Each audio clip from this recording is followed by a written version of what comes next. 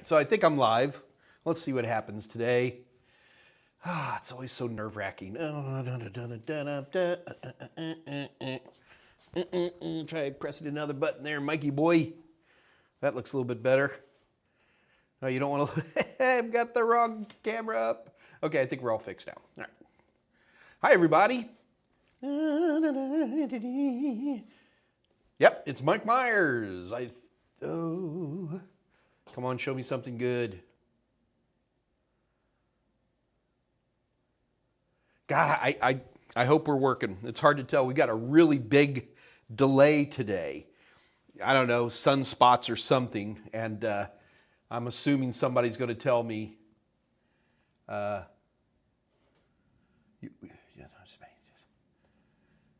I'm assuming someone's going to let me know if this totally doesn't work. So it does happen. Hey everybody, it's Mike Meyers, and welcome to the Monday edition of the Mike Meyers live stream, Ask Mike Anything. The goal of this live stream is to provide those of us who are isolated by the coronavirus an opportunity to continue our studies on CompTIA certifications and other certifications and jobs and all kinds of fun stuff like that. So welcome aboard. We do keep in mind that we're going to have, we do have giveaways here. I'll be giving away a CompTIA voucher today. We barely have 20 people on. Considering about half of these people are regulars, you got about a 1 in 10 shot of getting a $400 voucher today. Yeah. See, I've always like, why aren't more people showing up? And I start to realize why is because you're not telling anybody because you want the good deals on these vouchers. And I can't say I blame you. To be honest with you, it's a pretty sweet deal, to say the least. Now, we do get a lot of people show up a little bit later. Keep in mind, this is a 1-hour show. We start at 2 o'clock Central Standard Time here in Houston, Texas, and we'll run until 3 o'clock or until when the questions run out. So I've had some of these AMAs have only lasted like 20 minutes. So it doesn't happen very often, but it does happen. So anyway, we see people pulling in. Let me take a look. So first of all, this is an AMA. You ask me questions and I answer them, okay? So to ask questions, just type them into the chat window and I'll answer them. I've got lots of folks in the behind the scenes. Dave Rush is here helping out. Other folks, Tolawut, all kinds of folks. I'm going momentarily blank. Andre, who else is here? I see Will Shaw is here. Andrew Hutz, of course. Jared Graham. Mutkar Wone, hello. I hope I'm pronouncing your name properly. I apologize. I think everybody should be called Smith. It's just tea, people. Don't get excited. All right, so while we're waiting for a crowd to get built up here, I wanted to talk about a couple of things. One of the things that people ask me about a lot is Mike, what videos do you like to watch? And one of my favorites, I actually accidentally put that up just a moment ago, is something called, I don't know if you've ever seen this, guys. This is a video you need to watch, okay? It's called The Mother of All Demos. And it was from 1968, and it was a guy named Douglas Engelbart from an organization called SRI, who literally used this video to introduce concepts like hyperlinks. It's the first time a mouse was ever seen. Douglas Engelbart, the guy who is the main guy in this demo, remember this is 1968, if this is the mother of all demonstrations, then he's the father of a lot of IT. A lot of the people who came from Intel and Fairchild Industries and a lot of other stuff that I can't quickly think of all worked for Douglas Engelbart. And you really need to watch The Mother of All Demos. The first time he describes a hyperlink and the first time he describes a mouse, and it's just too cool. There's a lot of stuff that didn't happen. There are some highlight reels on YouTube, but man, if you get a chance, definitely want to watch that. The Mother of All Demos. It's absolutely amazing. What do we got going on here today? Steve G. I'll take that CompTIA voucher. All right.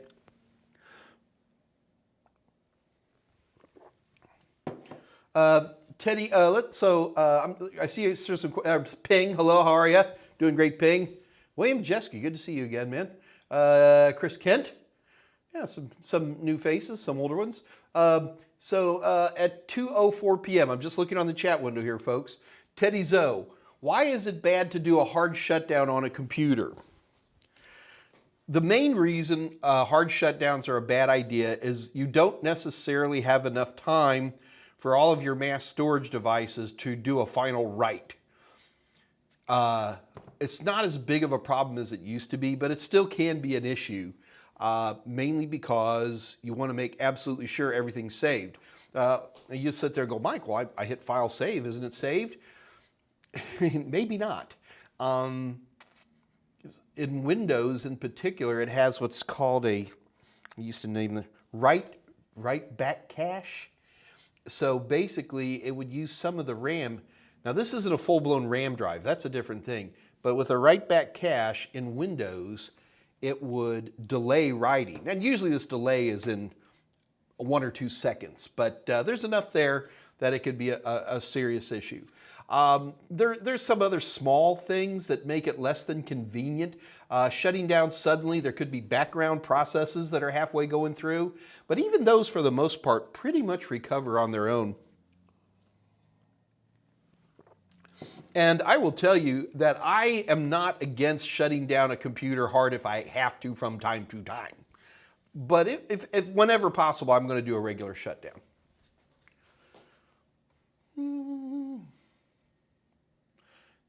So anytime you see me looking this way, I'm looking for questions. Y'all are just chatting away. Andrew Hutz, Mike, did you hear about the security researcher who got hacked by North Korea? Got mad? Yes, I did. Heard about this and took down the internet. Yes, I did hear about that. Unfortunately, I didn't do any real research on it. I watched a YouTube video or so on it. But yes, Andrew, I am very much aware of that. I'll tell you what, guys, it looks like we might have a quiet day today, and that's okay. We don't have to have a huge pile of questions every day. So what we're going to do then is we're going to go ahead and give a couple of things away. Now, before I do that, I want to let you guys know that just because you're kind enough to show up here and watch Mike Meyers pontificate away, you will get 50% discount on combination ebook practice questions. Like I tell everybody, the 3 things everybody needs to pass a CompTIA exam is going to be a book, a video, or an instructor, and practice questions. And so we help you with all 3 of these.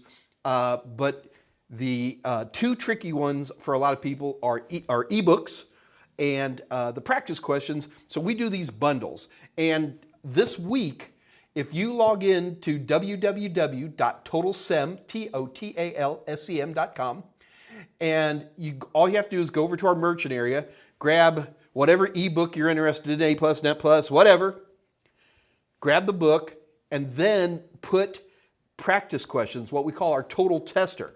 Put that into your cart. So once you have a book and a matching practice question in the cart, all you have to do is put in the coupon code Valentine, because today is Valentine's Day, and I guess we're going to celebrate Valentine's Day all week here. It's just full of love. And you will get 50% off. This is a ridiculous discount. And it's one you're never going to see anywhere other than here, because I'd go broke otherwise doing something like that. People are asking me, how's the weight loss going? Very well. I've been doing really well. We are down 20, I don't want to lie, 21 pounds so far in a little over 30 days. So we're still at it. Oh my God. I went out with some friends. Like, a big thing of this diet is like as little alcohol as possible. And I'm sorry, I'm half Russian and half Irish. I'm a drinker. But, you know, drinking alcohol makes it really hard to lose weight. So quit drinking alcohol, or at least reduce it dramatically, like a couple of drinks a month kind of a thing. But man, I went out last night. I woke up, man, yeah, hangover. It was terrible. Never again. Da-da-da. Da-da-da.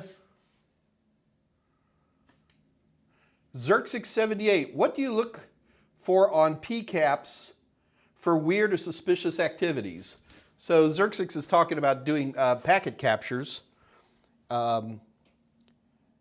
So usually I rarely go into a packet capture without knowing something's giving me a clue there's a problem. So I rarely will like fire up Wireshark, just do a big packet capture. Number one, the main reason I don't do it is I guarantee you anytime you fire up Wireshark and do a packet capture, you're going to find things you don't like. So there's only so much of that I can personally handle. So I don't use PCAPs as a tool to diagnose problems. Now, well, I should qualify that. I'll use PCAP once I have a suspicion. I'm worried about DHCP, say. So then I'll just do a PCAP. I may even just do a capture looking for just DHCP traffic. That'd be a good example. So a lot of times something's going wrong and then I'm using Wireshark to grab that particular kind of data. If I'm seeing big, I'll tell you the one time I will do a big Wireshark capture is when I'm just really getting slogged down, the network's slowing down too much. In that case, there's often a situation where there's a particular system or something that's just throwing out way too much telemetry or something like that.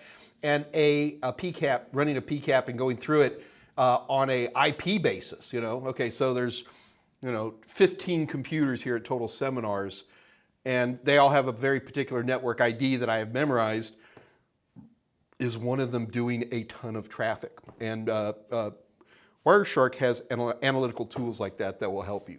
But generally, the place I'm going to be looking for trouble, more often than not, is going to be log files. And the log files will give me a clue as to what I might be using. And Wireshark is definitely one tool I might use.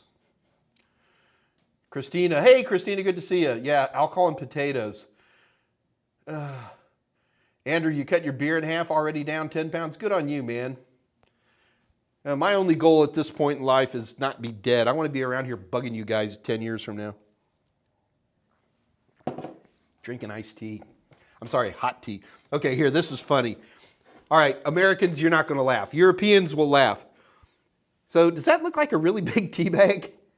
So here in Texas, we drink iced tea and lots of it. So the tea companies sell these really big tea bags so you can make iced tea. And I just like really, really, really strong tea. Yeah, one of those, it's like 3 regular tea bags. And I'm telling you, if I put a screwdriver in that cup, it would stand up. Okay. Trying to get into the IT, this is Brian Toller. Hello, Brian, 2:09 p.m.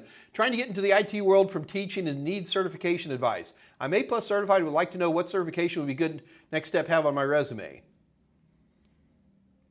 So you're a teacher now and you want to move on. So Brian, we joke that the trinity of introductory certifications is the CompTIA A+, Net+, and Security+. But there has to be a part of you that has a sense of where you want to be in IT. And I'm going to start doing videos like, I'm going to do a video entitled Passion or something like that. But Brian, the thing is you're going to start learning about IT and what IT means, and you need to find that aspect of IT that is interesting. You might be a coder. There's not a whole lot of systems assembly people left like there used to be. They're still out there. Lots of people. If I was breaking into IT today, I would get an A+ certification, and I'd start throwing out my own shingle like on Craigslist and stuff, and I would start doing base repairs and charge $30 an hour for starters. And that's where you're going to make the most money, is hanging your own shingle. And then you don't need any certifications at all, unless you want to put that on your ad. Is Craigslist in Europe? Anyway, Craigslist is a great place to advertise too. I'm going to watch the Mother of All Demos again just because I haven't seen it in so long.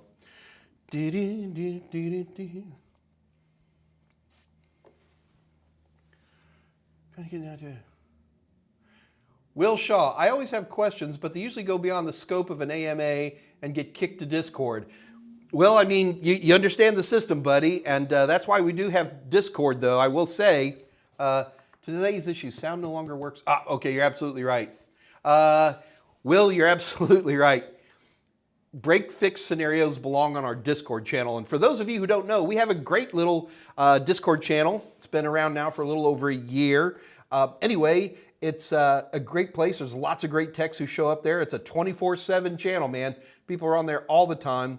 But one of the sweet times to come, especially if you want to get your camera and your microphone out, is right after an AMA. Now, keep in mind, I do my AMAs at 2 o'clock Central Standard Time, Mondays and Wednesdays, but also my friend Dave Rush, who's moderating here today, acts as, does his own show on Fridays called the Dave Rush AMA, D-R-A-M-A Drama. And also Dave gives away CompTIA vouchers on Fridays as well. So somebody might want to keep in mind. Safmo, hey man. Hey Mike, can you talk a little bit about the use of algorithms and encryption and hashing? No, I cannot talk a little.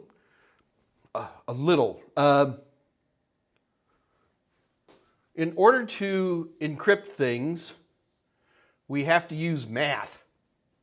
And we have to use math that takes something and stirs it up in some way through shifting, replacement. There's a lot of different ways to do this. And so we need algorithms with names like AES, which is the most popular algorithm out there today by far. But there's other algorithms depending on what you want to do. Hashes have their own algorithms. So the algorithm is just the math that makes it happen. So Will, was that Will? Who said that? So Saf, you're going to have to ask me more detailed questions than just say, can I talk about the use of algorithms? Because I can, and honestly, I could talk for 8 hours a day for 2 weeks on algorithms. So you're going to have to ask me some more specific questions. Otherwise, I'm going to bore everybody to death.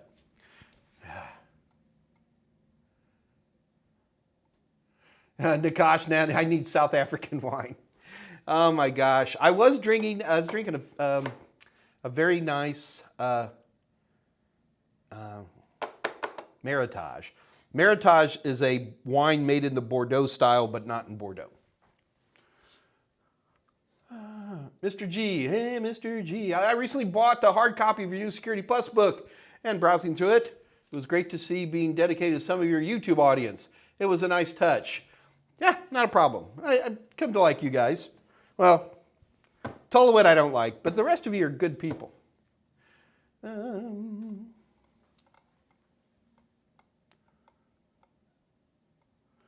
Dave Rush put the Discord invitation in the chat window. Do come check it out. It's just a great group of folks. Mohammed's here. Good to see you, man.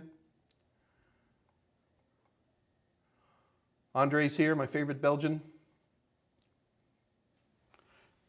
Nifty glowing cheese, Brittany. Hey Mike, can you talk about FAT32? Trying to understand the concept of file systems in Windows. Well, keep in mind, file systems exist in every operating system. There's no operating system that doesn't use a file system on its mass storage devices. And the problem is, Brittany, is that, it was Brittany, right? Did I get the right name in there? Okay, yeah. So, Brittany, the thing is that a hard drive, when it comes from the factory, is nothing more than, a few million, either the plates or the pages, if it's an SSD, are organized into this thing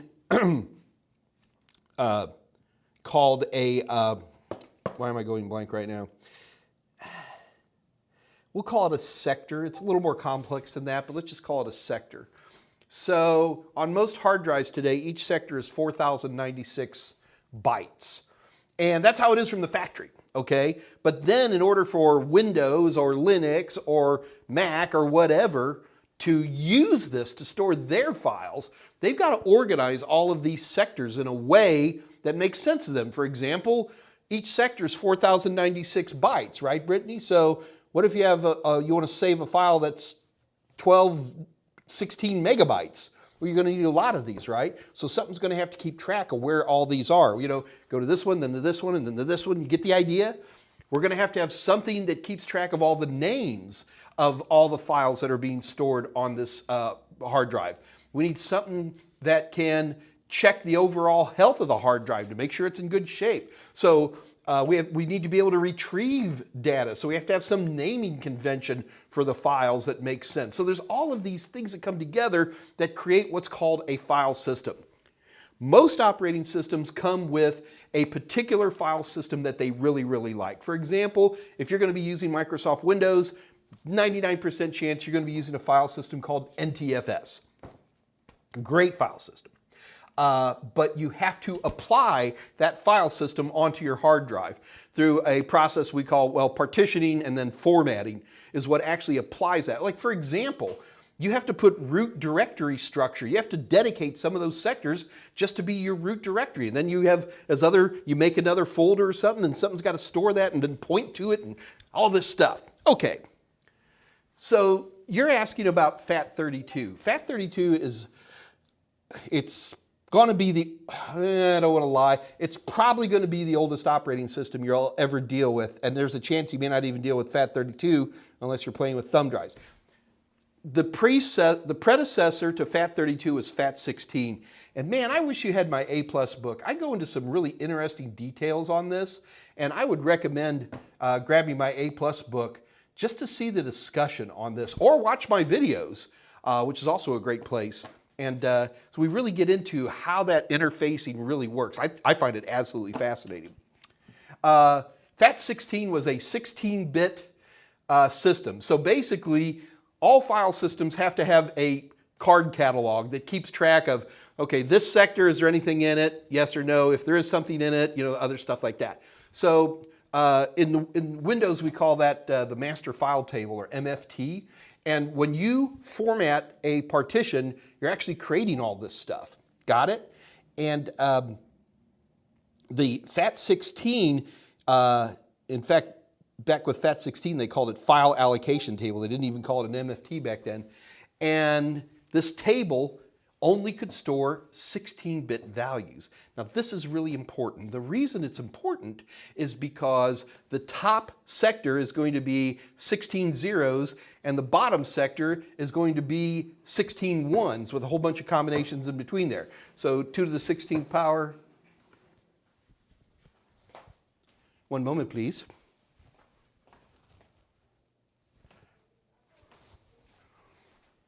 I heard things happening out there. So 2 to the 16th power, that's not still 65,536? 65,536, and back then, hard drive sectors were 512 bytes. So you can literally calculate with FAT16, it couldn't handle a very big partition because there weren't enough bits in there. FAT32 was the first big repair to FAT16, and this came out in the early 90s. This is not a new file system. FAT32, as the name implies, has a 32-bit storage, so it can hold up to like 2 terabyte. Pretty sure it's 2 terabyte for FAT32. It's been a while since I've checked these stats. So it could make much bigger partitions. See, what people don't realize is back in the old days, back in like 1990, if you had a hard drive that was like, honestly, like 100 megabytes, that was a really big drive. People are always like, well, Mike, how could you have got away? Back then you only had like, I can't remember the number, very small partitions, because hard drives were a lot smaller. I mean, today I can buy you a 6 terabyte drive, but back then it wasn't that way.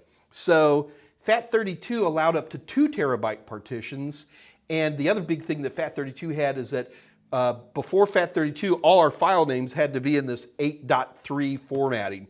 So if you wanted to say this is Thursday's backup copy, you couldn't do that because you only had 8 characters to work with. So you had to come up with your clever short names. Yeah, but FAT32 got rid of, introduced the concept of long file names. So hopefully that's a good start to what your question is. But I've discovered with you guys, Brittany, a lot of times if I ask one question, it helps you ask another question better. Chris, did you watch the Super Bowl? Sort of. My first wife was addicted to sports. I mean, crazy. It's Texas. which is already addicted to football, and I mean American football, of course. But my first wife was hilarious. I mean, she would just watch football all day. I mean, here in the States, you can start, depending on what town you're in, you can start on Mondays, Thursdays, Fridays, Saturdays, Sundays during the season and watch lots of football. I'd be the one, I wanted to put on a negligee and stand in front of the TV and say, talk to me. It was bad. Yeah, go with that vision for a while, kids. I watched the Super Bowl. I watched the first half, and then I took the halftime leave. Who won? I don't even know who won. Kevin Peterson, strong tea is good tea, absolutely. Madman, 213. I have my CompTIA A+ test Friday. I still struggle a bit with ports and protocols for networking. Any tips? Well, have you tried flash? You say I have tried flashcards. I have discovered a lot of times, and I'm going to just call you Madman, that when people are having trouble studying things, it's because they don't have a motivation to do it. Man, I know we can all say, well, you'll fail the exam, but that's not important to me. I mean, it's important to me if you pass, of course, but what's more important to me is you understand why protocols exist, why ports exist. Dude, you got to go have some fun with ports and protocols. Get a copy. We were talking earlier. Download a free copy of Wireshark, run it on your system, and just look at all the different ports. It helps you start to understand. This port there. Here's this is DNS is being run. This is DHCP. These are encrypted web pages on 443. This could be incoming or outgoing email. It just depends. But it's fascinating, and I recommend you do it very, very much. I would also say, Madman, is that if you haven't been watching my videos, I do think, I've always thought I did ports like really fun, and you might want to consider that too. Will Shaw, how do I feel about Cisco Packet Tracer? I love Packet Tracer. The downside to Packet Tracer, and the only downside, is that it's going to turn you into a Cisco head. The Network Plus is not a Cisco certification. Most anybody who's working in networking will probably find themselves needing a Cisco certification at some point, in particular the CCNA. And for those types of folks, learning Cisco, actually the language, I hope you understand Cisco has its own computer language, its own command line called iOS. And if you want to get into networking, you're probably going to have to be pretty comfortable with iOS. I'm okay with it. So I like Cisco Packet Tracer. I have a copy on many of my machines.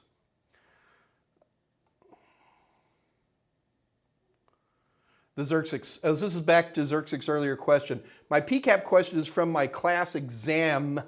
The packet captures file to find out what naughty... Now, I would disagree. A packet capture does much more than finding out what naughtinesses are going on or looking for problems. I run packet captures as a baselining tool when I want to see what's happening on a machine when it's running good.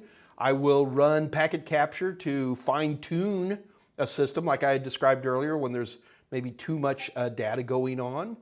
I will use packet capture along with log files and some basic tools and other stuff like that to help me zero in. If all my computers are getting in a PIPA address and I know the DHCP server is running properly, well then I'm going to run Wireshark on one of these machines and maybe it'll give me a clue what's going on. Get the idea? So there's a lot of good reasons to run Wireshark, not necessarily just for naughtiness. William Jeske, Mike Meyers, evangelist for CompTIA.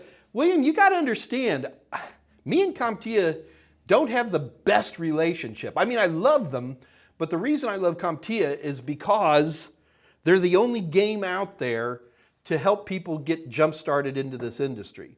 And I also feel that the CompTIA A+, Net+, Security Plus, as well as others, but A+, Net+, and Security Plus are good exams that are good certifications that are well recognized. So, that's kind of where I stand on that. Steve G, I want to do remote tech help desk from home. Steve, it does happen, but I don't know. I am really unhappy with Corona has dismantled our business society, and not in a good way. 2 years ago, everybody went to work and didn't even think about it. Here it is 2 years later, and nobody goes to work anymore. I literally, starting last week, made myself come back into the office. I put my new studio in here and everything, because I want to sit down at my desk and I want to get some work done. So like right now, I've been thinking about wanting to tell you guys something really important, but I have to be careful how I say it. Everybody's asking about, is there a new A+ coming along? And until CompTIA makes that announcement, there is nothing official. I know other people have said things. So here's what I'm going to say, because I can't predict the future. Well, I can, but I usually don't predict it very well. But I will tell you that I'm working on our next A+ book. And I've also bought all these fun toys. So this is a little liquid cooler I picked up. I kind of like these little Cooler Master liquid coolers and stuff. Anyway, so I'm building a really beautiful high-end system. I got a RTX 3080 card and M.2. It's a beautiful, beautiful, I think it's an Asus board, you know, high-end gaming board, some ridiculous monitor. Anyway, so me and Michael Smyer, who works here, are going to be, we're going to start putting that all together starting tomorrow. So probably, I doubt by Wednesday, but next week I'll start showing off this new system. It's not big, but it's beautiful. Ben Trulier, I'm currently the technology coordinator of our 500-person school. Woo! I really enjoy the management of assets and integration of software into the classroom. Brian, I do too. Brian, give me a holler sometime, man. You know, you said the magic word, you're a school administrator. So, Brian, if you don't mind, if I could impose on you to give, it's the wrong one. Sorry, guys. There we go. Whew, got it. Okay.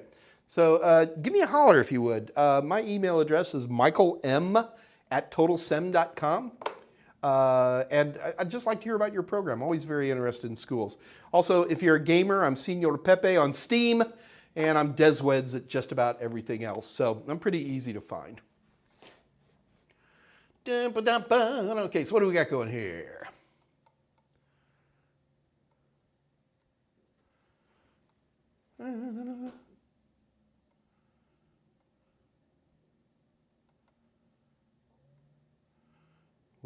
Was Brittany worried I wasn't going to get her question?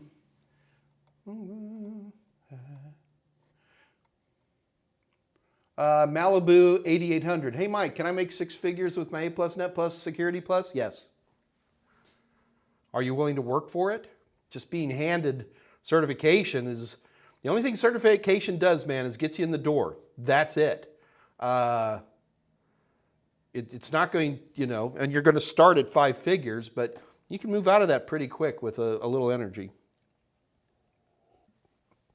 Now, you can make 6 figures as a plumber today, easily. Ask my plumber.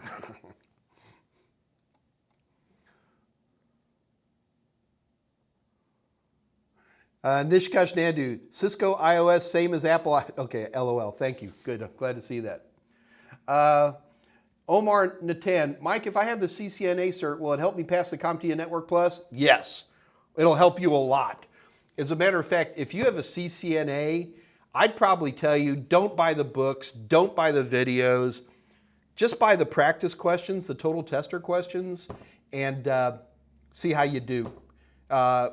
You're going to need to fine tune a couple of spots, but in general, you're going to be just fine.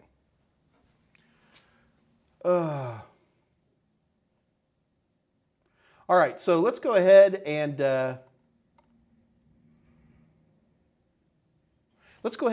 give something away. You guys ready? We're giving things away. So in order to give things away, I'm going to load up some questions from our Total Tester bank. But what I want you guys to understand is that this competition that we're about to do And we are competing for, you know, I'm going to rip you guys off a little bit. We're going to have only one competition today because it seems to be kind of a lighter day, unless a whole bunch of questions start to show up. But all we're going to do today is give away. We'll only have one competition. That's to give away a voucher. So, I mean, if a bunch of questions show up all of a sudden, I'll give away some practice questions. But guys, we have quieter days and not so quiet days. No big deal. Who yelled at me a week ago and said, all I'm doing are A+ questions. So, oh, by the way, this voucher I'm going to give away, it's international. It works anywhere in the world. If where you live has a testing center, and like 150 countries on earth have one, this voucher will work for you. It works for any CompTIA exam. There was a question mark with some versions of CYSA+, but other than that, it works for anything. So don't let where you live or anything like that. It's good for like about a year, I'm pretty sure. Oh, these are in alphabetical order. No wonder I was getting so confused. All right, so we're going to do Network Plus today. So here's how this works. I'm going to put up a multiple choice question on the screen, and the first person who puts the answer into the chat window wins. You're going to get a CompTIA voucher. Now, a couple of things. If you have won a voucher before, we kind of like to give them to the new folks. So God bless you folks who have won before. By the way, every time somebody wins, Dave Rush writes it all down so we know who's who. And I'm not going to say you can't win if you have won before. You can. But I'm going to nudge a newbie over you if possible. Because I want people to keep coming back. People are like, well, I want fair. No, there's nothing fair about this competition. This is the most unfair thing you've ever dealt with. But we only have like 50 people in here. You know, you got really good odds of getting a $400 cert in your pocket like right now. All right. By the way, these are multiple choice questions. Do not type in A, B, C, or D. You have to write out the answer enough to my satisfaction. Okay. Whoops.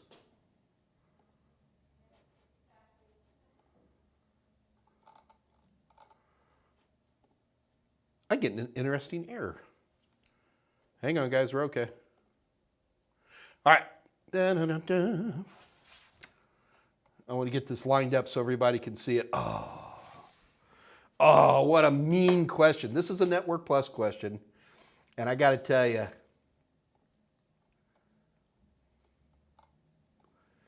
this is the bane of my existence, this question, okay?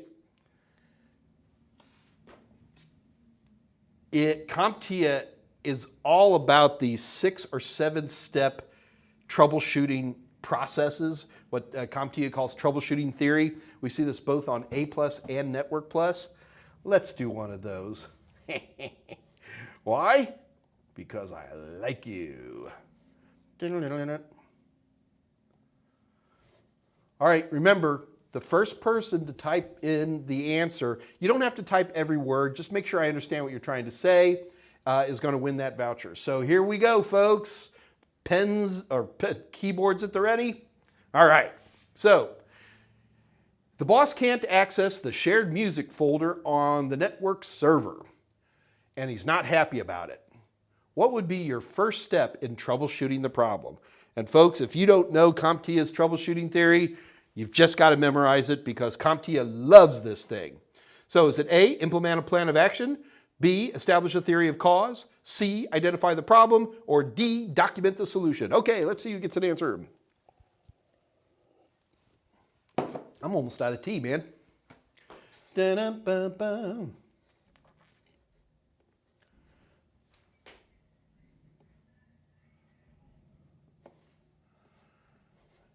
All right, let's see who we got. Dave Rush, help me out here, brother.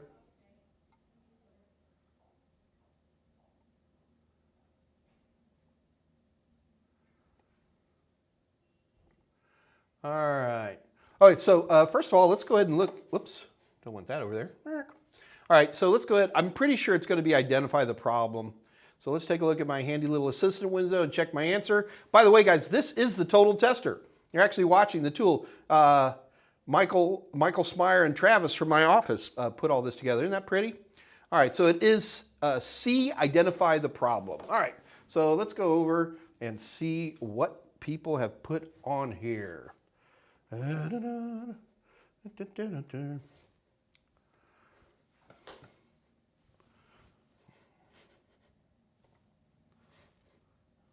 always takes us a minute to find the right winner, folks. Because keep in mind, the chat window is different for everybody. What you think is first or second and third is totally different from what I'm seeing. All right.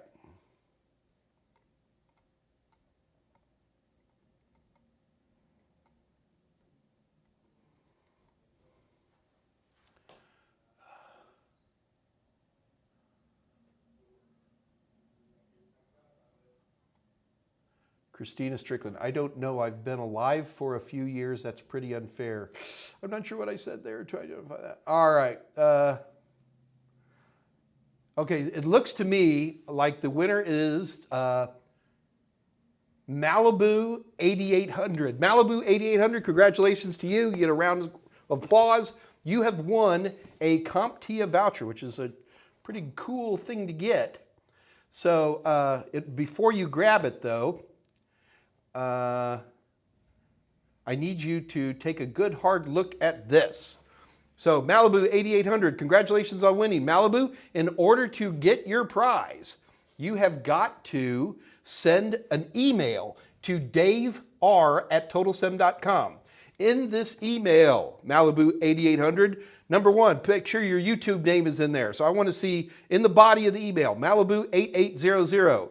Number two, the email address, it's got to be in the body of the email. Yeah, I know I have a return address, doesn't work. I got to have an email address in the body of the email. Number three, name used on previous CompTIA certifications. And if this is your first certification, then just put your legal name. Next, put your country of residence. If you're a U.S. resident, add your state. Next, put the country where you will take the exam. Some people live in small countries, live in one and take one in the other. And then last, put the exact number on there so we know exactly which ones you want to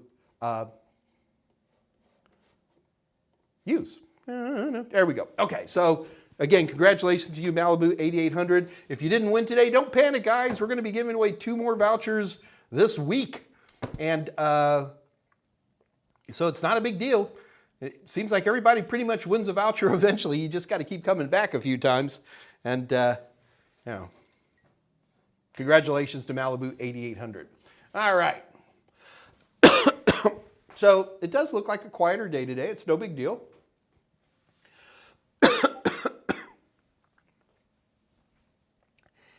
I can't stop coughing. No, I don't have corona. I don't think so. All right, guys, so it looks like we're going to have an earlier day today. It's no big deal. Our record shortest has only been 20 minutes, and we're nowhere near that. Anyway, what I'd like to do is, first of all, thank you so much for showing up. Do keep in mind that we have our Discord channel is posted on there. Please show up and say hello. I won't be on today, but I will be on Wednesday. So if you just want to talk and have some fun, the Discord channel is pretty rough. It's a good group of folks in there, but if you need a safe space, probably just stay here on the YouTube channel with me, and you'll be a little bit more comfortable. But other than that, I think that's it, folks. Thank you so much. Come back on Wednesday. We're going to do this over again. And until then, this is your Uncle Mikey saying good night, man. I'm out the door. Bye, guys.